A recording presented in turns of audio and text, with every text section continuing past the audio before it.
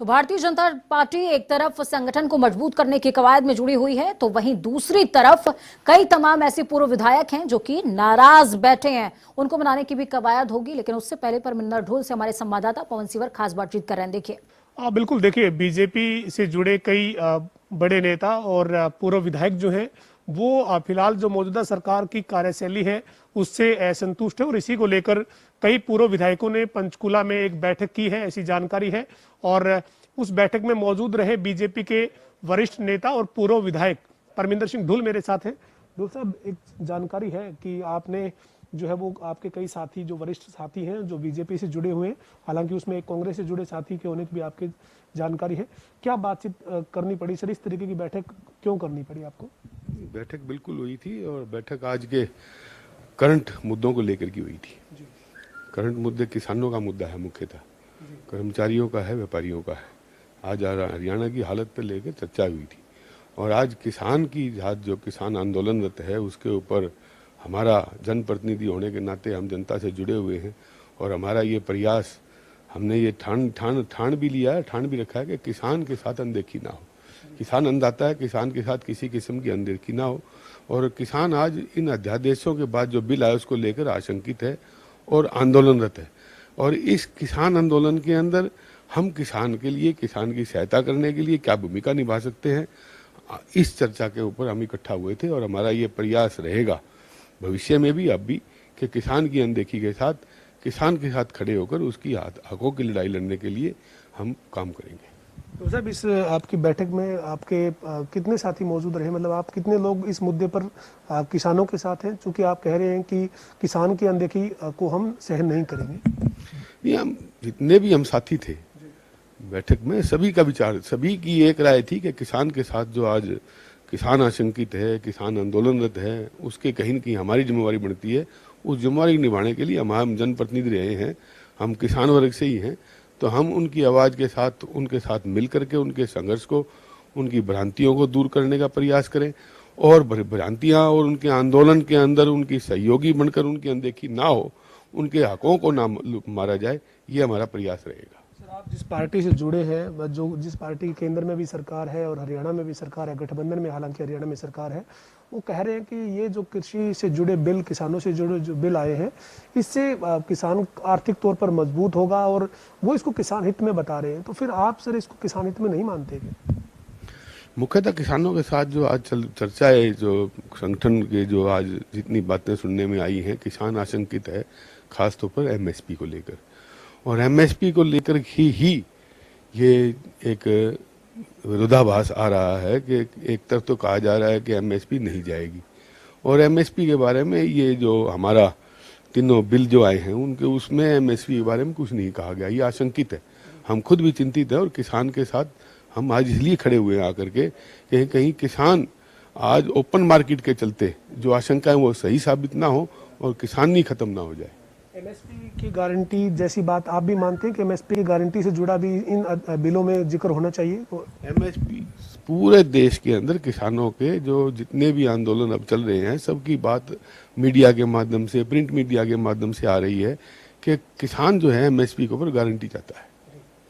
साहब, ये बैठक आपने कर ली, आपने तय किया कि हम किसानों के साथ हैं, किसानों की आवाज़ को हम उठाएंगे। इस मामले में सरकार से या संगठन से कोई बातचीत हुई है? नहीं, जैसे भी हमारे को कहा जाएगा हम बात करेंगे, अपनी बात रखेंगे।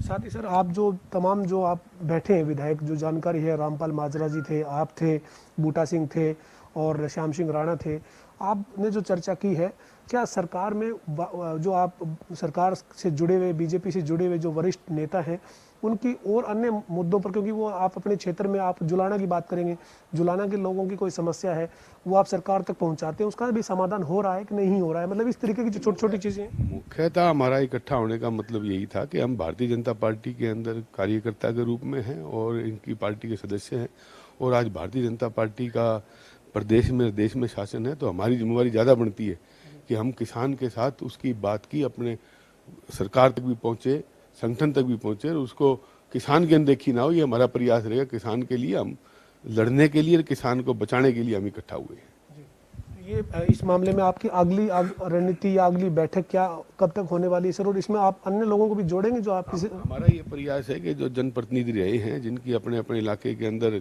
हर प्रकार से जिनकी मजबूती है और वो अपना पार्ट प्ले कर सकते हैं, उनको इकट्ठा करके जोड़ करके उनको भी इस मुद्दे के ऊपर उनकी भी राय ली जाए। उनको वो भी आज कहीं न कहीं किसान के साथ जो अन्याय जो दिख रहा है, आशंकित है, उसके साथ अपने आप को जोड़ते अपना पार्ट प्ले करें। साहब, आप तो राजनीति के जो है वो एक तरीके से बड़े जो है वो अनुभवी नेता हैं, और आपके फादर साहब ने लंबे समय तक राजनीति में, आपके फादर साहब ने जो वो सक्रियता के साथ भूमिका निभाई। क्या इस तरह से आप पूर्व विधायक और बीजेपी के जो वरिष्ठ जो लोग हैं वो बैठकर एक गुट बनाकर, एक कमेटी बनाकर अगर सरकार से बात करेंगे, मुख्यमंत्री से बात करेंगे, तो क्या कोई दबाव बढ़ेगा इस चीज़ से? नहीं, हम इकट्ठा होंगे और इकट्ठा होने के बाद इकट्ठी ताकत का एक अलग ही एक असर भी होता है, और असर जरूर होगा, क्यों नहीं होगा। और सरकार सर, एक तरह से केंद्र सरकार का फैसला है, प्रधानमंत्री नरेंद्र मोदी का, केंद्रीय कृषि मंत्री नरेंद्र सिंह तोमर का, पूरे केंद्र का फैसला है। हरियाणा में बीजेपी गठबंधन में सत्ता में है। अगर उस तरह से आप आर्टिकल 33 कॉन्स्टिट्यूशन का कृषि को राज्य का अधिकार क्षेत्र बनाती है। राज्य चाहे अपने इलाके के अंदर कोई भी कानून बनाने के लिए स्वतंत्र है, उसमें कॉन्स्टिट्यूशनल बाध्यता नहीं है। ना ये बिल कहीं बाध्य करते हैं, ना ये बिल बाध्यता आते हैं। हरियाणा सरकार अपने किसानों के लिए किसी भी प्रकार का प्रोविजन अलग से बना सकती है उसके अधिकार क्षेत्र में। सर, इस मामले में आपकी पूर्व विधायकों की और बीजेपी से जुड़े वरिष्ठ लोगों की आपकी बातचीत हो रही है। क्या सरकार में शामिल कुछ विधायक भी इस मामले में आपसे आपकी बात से सहमत हैं, लेकिन उनकी मजबूरी होगी कि वो बात नहीं रख पा रहे हो? नहीं, हमारी किसी विधायक से कोई बात नहीं हुई। हम तो आपस के अंदर जो हम इकट्ठे साथी रहे हैं, और हमें पता है कि अपने इलाके के अंदर उन्होंने किसानों के मुद्दे पर राजनीति की है, लड़ाई लड़ी है, किसान वर्ग से आते हैं। हमारा यही प्रयास है कि जो हम इस प्रकार के जो ताकतें हैं, इस प्रकार के जो हमारे जैसे जो लोग हैं कहीं न कहीं आज चुप बैठे हैं, उनको मुखर किया जाए और उनको किसान के साथ जोड़ करके, व्यापारी के साथ जोड़ करके, उनके आज कर्मचारी के साथ उनको आवाज़ को जोड़ करके अन्याय ना हो, ऐसी हमारा फोरम बने और उसकी बात सुनी जाए। आर्टिकल 33 में आपने कहा कि एग्रीकल्चर का जो चैप्टर है, सब्जेक्ट एक स्टेट चैप्टर के तौर पर है, और उसमें सरकार राज्य की चाहे तो वो कोई फैसला ले सकती है। आप लोग सभी मिलकर इस तरीके का प्रयास भी कर रहे हैं। अगर इसके बावजूद सरकार इस मामले में कोई गंभीरता से काम नहीं करती है तो फिर? नहीं, भविष्य का फैसला तो फिर बाद में बताएंगे।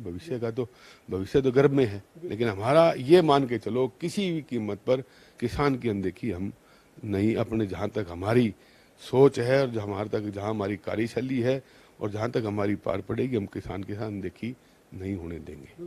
जो करीब साल भर का कार्यकाल अब सरकार जल्द जो है वो अपना पूरा करने जा रही है, इस कार्यकाल से बीजेपी के वरिष्ठ नेता, पूर्व विधायक होने के नाते आप मानते हैं कि ये कार्यकाल 1 साल भर का जो होने वाला है, इसमें जनता की मांगों पर सरकार खरा उतर पाई है?